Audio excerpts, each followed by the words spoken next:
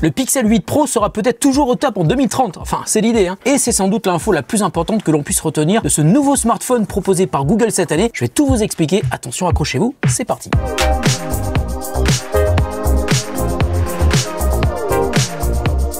Salut à tous et à toutes, c'est Nico, j'espère que vous allez bien, moi ça va super bien comme d'habitude. Alors au moment où vous verrez cette vidéo, j'aurai eu la chance de découvrir le Google Pixel 8 Pro en avant-première. J'ai dû évidemment attendre quelques jours pour vous en parler, parce qu'il y a une histoire d'embargo, et c'est donc le moment de tout vous dire sur le tout nouveau smartphone le plus haut de gamme de Google en 2023, et vous dire aussi ce que j'en pense après plusieurs jours de test. Ça viendra à la fin, hein. Alors sur la partie design, le Pixel 8 Pro est équipé d'un cadre en aluminium poli et d'une vitre arrière mat. Il est aussi certifié IP68. Sur la partie spec, le Pixel 8 Pro est équipé du processeur Google Tensor G3 et de 12 Go de RAM, c'est beaucoup. Il existe en 3 versions, 128, 256 et 512 Go de stockage, mais ne propose pas d'extension de cette mémoire par carte micro SD, et ça c'est bien dommage. C'est aussi un smartphone double SIM, mais attention avec une SIM physique et une eSIM. Alors pour la partie écran, on a droit cette année à un écran Super Actua Display. Ça ne vous dit rien? C'est normal, hein, c'est un nom inventé par Google pour vous en mettre plein les yeux et surtout faire la différence avec le Pixel 8 qui lui n'est équipé que de l'écran Actua Display. Petit joueur. Concrètement, le Pixel 8 Pro est équipé d'une dalle OLED de 6,7 pouces LTPO qui propose un taux de rafraîchissement de 1 à 120 Hz. Google annonce une luminosité de 1600 nits en mode normal et HDR et 2400 nits en luminosité maximale. 2400 c'est vraiment beaucoup, hein, et ça vous permettra d'avoir un affichage super lisible même en extérieur quand il fait beau. Pour la batterie, on passe cette année à 5050 mAh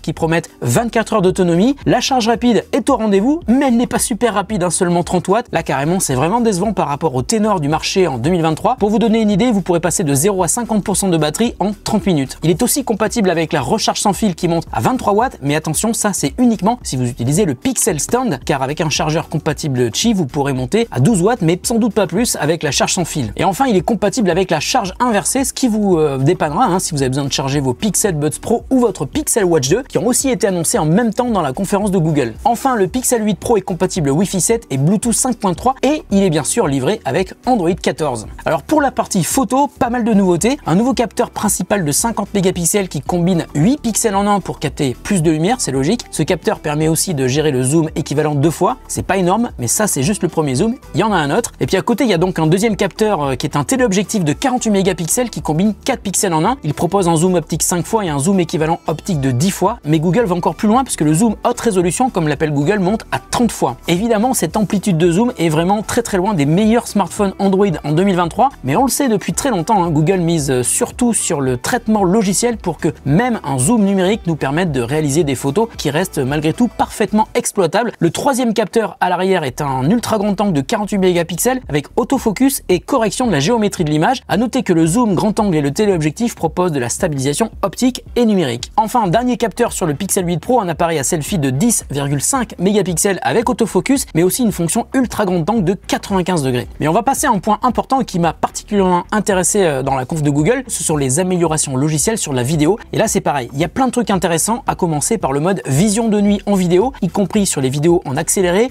le flou cinématique, le panoramique cinématique et les contrôles pro en vidéo. Et sur les fonctionnalités vraiment sympas qui sont compatibles avec les deux appareils, hein, le 8 Pro et le 8, Google a montré des fonctionnalités qui sont vraiment incroyables, hein, comme par exemple la gomme audio ou le mode vidéo boost. Certaines fonctionnalités sont dispo dès maintenant, mais d'autres arriveront plutôt vers la fin de l'année, hein. Donc on sait que le Pixel 8 Pro, mais aussi le Pixel 8, hein, rassurez-vous, s'amélioreront avec le temps. D'ailleurs, et c'est loin d'être un détail et sans doute l'élément le plus important dans la conférence de Google qui a pourtant été annoncé en toute fin de conférence, hein, c'est sur la durée de vie estimée du Pixel 8 Pro, mais aussi du Pixel 8 évidemment, encore une fois, puisque Google annonce désormais 7 ans de mise à jour de l'OS, des mises à jour de sécurité et des feature drops, c'est-à-dire des nouvelles fonctionnalités. Ça veut donc dire que le Pixel 8 Pro sera équipé de normalement Android 21 en 2030.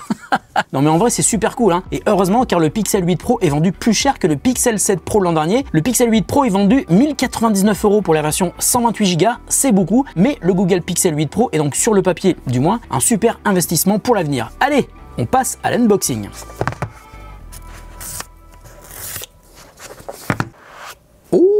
Dans la boîte, on a un câble USB type C vers USB type C et un petit adaptateur USB type C vers USB type A, la version femelle, hein, bien sûr, et un peu de documentation. Il doit normalement y avoir aussi le petit outil pour mettre la carte SIM. Bah non, il n'y est pas. Quelle est cette bizarrerie? Ah si, il est là. J'ai eu peur. Et voici le Google Pixel 8 Pro. Attention! Alors je le trouve assez épais et on voit qu'à l'arrière le bloc photo est strictement identique à celui de l'an dernier, à une seule différence près. Regardez, le petit capteur qui est en bas, c'est un capteur de température. Ça, c'est une des nouveautés du Pixel 8 Pro. Bon, sinon pour le reste, il ressemble vraiment au modèle de l'an dernier. Décidément, j'aime beaucoup ce design avec le bloc photo qui est proéminent, mais qui est fait d'une manière intelligente. C'est-à-dire si on le pose sur la table, et ben ça fait pas brinque-ballon comme sur d'autres smartphones qui ont le bloc photo d'un côté et pas au milieu. Là, le bloc photo est embarqué dans une proéminence, si on peut appeler ça comme ça, qui fait que le smartphone reste à plat quand on le pose sur une table. Ça ne bouge pas, j'aime beaucoup. Alors on le voit sur l'écran en haut, il y a un petit poinçon donc pour la caméra selfie, et je remarque un truc hyper intéressant, c'est la première fois que je vois ça sur un Pixel. Les bords sont très fins, mais ils sont surtout identiques en haut et en bas, et ça fait plaisir parce que ça veut dire qu'on n'aura pas un menton ou un front qui seront un petit peu proéminents et qui pourrait nous gêner. Le smartphone a été annoncé hier, mais il y a déjà une première mise à jour en plus de Android 14. Je l'ai récupéré hier soir après la conf de Google à Paris. Merci à eux pour l'invitation d'ailleurs. C'est pas Android 14 parce que Android 14 est déjà sur le smartphone, c'est une mise à jour sans doute de sécurité. Donc la mise à jour va être super longue. Je vous propose de vous retrouver dans une semaine, pas une semaine pour faire la mise à jour, mais une semaine pour avoir le temps de découvrir le Pixel 8 Pro et de le tester. On se retrouve dans quelques jours pour moi, mais dans quelques instants pour vous, juste après ça. Voilà, ça fait une semaine que je joue avec le Pixel 8 Pro, alors j'ai évidemment pas mal de trucs à vous dire et aussi à vous montrer. Alors je commence par le capteur de température qui est ici. Ah ouais, alors ça c'est vraiment super cool. Un vrai capteur de température sur un smartphone qui est réellement efficace, contrairement à toutes les applis qui prétendent faire la même chose, sauf que le seul truc efficace qu'elles peuvent faire, c'est de vous piquer 99 centimes sur le Play Store. Alors effectivement, ça marche sur les objets, mais aussi sur les êtres vivants, sauf que Google ne montre pas les humains dans son application, car si on prend sa température avec le Pixel 8 Pro, ça veut dire qu'il serait considéré comme un objet qui a une certification médicale, et le smartphone de Google n'a pas obtenu la certification médicale, du moins pas encore, mais en fait ça marche, sauf qu'en réalité vous allez jamais vous en servir.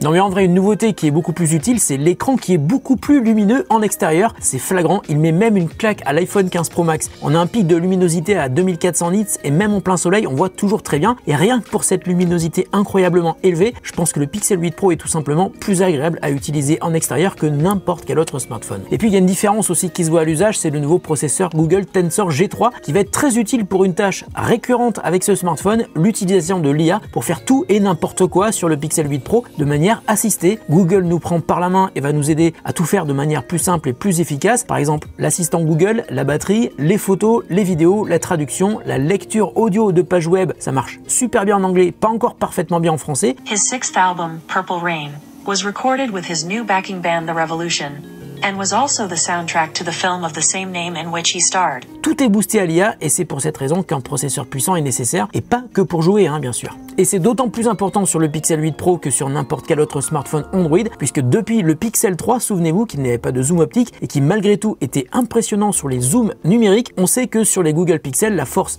tranquille, si on peut dire, c'est la puissance du logiciel. Et donc cette année, combiné à l'IA, ça donne des résultats qui sont vraiment très intéressants. Et par exemple, la gomme audio, c'est un truc de fou. Là, je suis sur mon balcon et je suis avec la fenêtre ouverte. Donc j'ai le bruit de la rue, je suis au 4e étage, mais je suis devant un rond-point, donc on entend beaucoup de bruit. Et la puissance du Google Tensor G3 va être utilisée ici pour analyser ce qui a été enregistré sur cette vidéo avec les nombreux micros du smartphone et de pouvoir retraiter ensuite le son a posteriori. Par exemple, de pouvoir isoler la voix et de pouvoir peut-être aussi isoler d'autres types de bruits qu'il va détecter. Ça peut être de la musique, ça peut être le bruit de la rue, le bruit de la nature. Et j'ai voulu voir les limites de la gomme audio en me mettant devant un chantier avec des tronçonneuses dans mon dos. Écoutez ce que ça donne. Ma voix est un petit peu dégueulasse, mais on entend beaucoup mieux qu'avant le traitement de la gomme audio. Le vent ou le bruit de la nature. Et puis je vais ensuite choisir les niveaux de chacune de ces pistes séparées pour donner un aspect un peu plus naturel au rendu final de votre vidéo. Et le truc vraiment bien fait sur la gomme audio, c'est qu'en plus d'analyser les bruits qui couvrent votre voix, le Pixel 8 Pro est aussi capable de séparer chaque source de bruit et de vous permettre de mixer le niveau de chacune d'entre elles, ce qui est une super bonne idée parce que ça permet aussi de masquer les imperfections de l'isolation de la voix en laissant un léger bruit de fond et vous allez pouvoir choisir le niveau, ce qui donne un rendu très naturel, beaucoup plus que s'il n'y avait aucun bruit pendant qu'on parle. À noter que la gomme audio marche aussi avec toutes les vidéos qui sont stockées dans votre galerie Google Photos et pas uniquement celles que vous avez filmées avec le Pixel 8 Pro. Autre domaine dans lequel la puissance de calcul du processeur et l'IA sont utilisées, c'est sur le traitement des photos évidemment. Alors j'ai fait pas mal de photos de test depuis une semaine, je n'ai pas vu d'amélioration extraordinaire par rapport à l'an dernier. On garde toujours un excellent niveau de qualité sur les couleurs qui sont toujours aussi naturelles et la gestion de l'exposition est super efficace, surtout lorsque l'on veut prendre une photo qui combine à la fois des zones claires et des zones sombres. Ça, c'est le travail du traitement HDR, ça marche toujours aussi bien et c'est totalement transparent pour l'utilisateur, un petit peu comme sur l'iPhone. En revanche, là où la différence se voit beaucoup plus par rapport au Pixel Pixel 7 Pro, donc de l'an dernier, c'est sur les capteurs ultra grand angle et sur les zooms jusqu'au 5 fois optique. Et là, on se rend compte que la colorimétrie est identique, quel que soit le capteur ou la focale utilisée. Ultra grand angle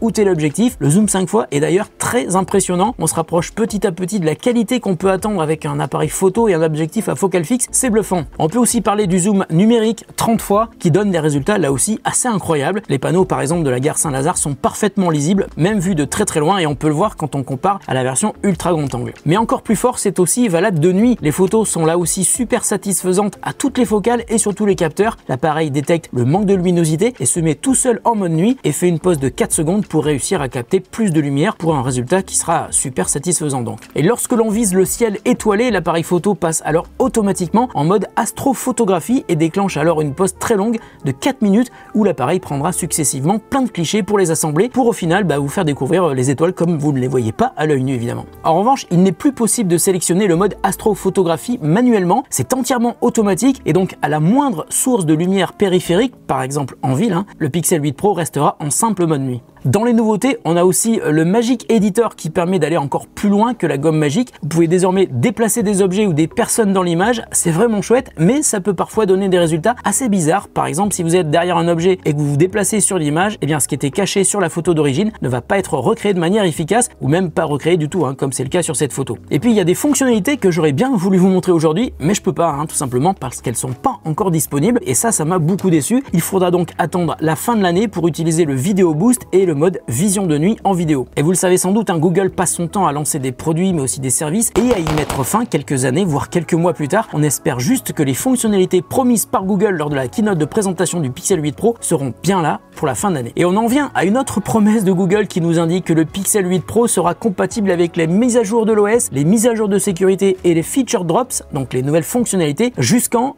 2030. La promesse est énorme et ça me fait un petit peu peur car en 2030 le Pixel 15 Pro sera sûrement sorti, équipé du Tensor 10 avec Android 21 normalement, et on peut être sûr que Google nous indiquera alors que ça sera super cool de changer son vieux Pixel 8 Pro pour acheter le tout nouveau Pixel 15 Pro. Alors à mon avis, cette promesse de 7 ans de mise à jour est à prendre avec des pincettes, personne ne fait ça aujourd'hui. Google est le premier fabricant Android à aller aussi loin dans cette promesse d'un support de smartphone. Je suis certain qu'en 2030 on verra des vidéos YouTube où l'on testera le Pixel 8 Pro équipé de Android 21. Alors en 2030 on peut aussi être sûr que ce ne sera pas le YouTuber lui-même qui fera la vidéo, mais un avatar en IA, et on y verra que du feu, ça j'en suis sûr. Rendez-vous en 2030 pour vérifier. En résumé, le Pixel 8 Pro est un appareil extraordinaire qui fait des photos de très haute qualité avec de nouveaux capteurs aussi bons en photo qu'en vidéo. La vidéo qui s'est d'ailleurs beaucoup améliorée, notamment sur la stabilisation. Il y a aussi un écran qui est ultra lumineux et il est équipé de Android 14 avec tout ce que ça comporte de nouveautés. Il y a aussi le capteur de température que vous n'utiliserez sans doute jamais. Et puis le gros point fort du Pixel 8 Pro, c'est aussi l'IA qui est utilisée à foison sur le smartphone. À 1099 €, le Pixel 8 Pro pourrait être considéré comme un bon investissement. On fait confiance à Google pour tenir sa promesse sur les nouveautés à venir d'ici la fin de l'année et surtout sur les 7 ans de mise à jour promise pour le Pixel 8 Pro. C'est la fin de la vidéo, prenez soin de vous et de ceux que vous aimez, prenez aussi soin de votre Pixel 8 Pro puisque vous devez le garder jusqu'en 2030. On se retrouve très bientôt, avant 2030 c'est promis, pour une nouvelle vidéo sur The Grand Test.